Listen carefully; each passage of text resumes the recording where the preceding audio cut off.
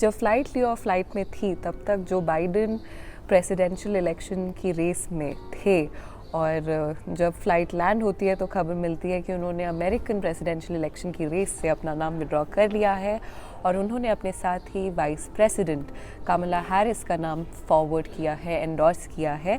तो जो न्यूज़ है, न्यूज़ साइकिल यही है, चाहे वो नेशनल न्यूज़ हो, इंटरनेशनल न्यूज़ हो, वो बहुत तेज़ी से चेंज होती है।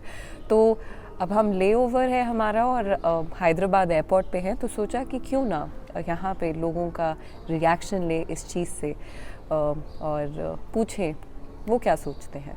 कमला हैरिस आना चाहिए, जैसे इंग्लैंड में हमारा इंडियन आए थे ऐसे अमेरिका में भी इंडियन आना चाहिए। The policies are different, is not American policy is different, and he cannot totally do something for Indians. Definitely Indian roots, she would definitely respect our culture.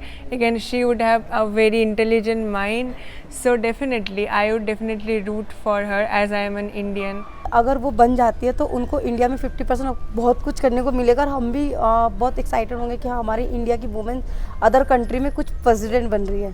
शायद ऐसा हो सकता है कि Kamala Harris will be able to consolidate उनके votes, but yes, that is the American political thing.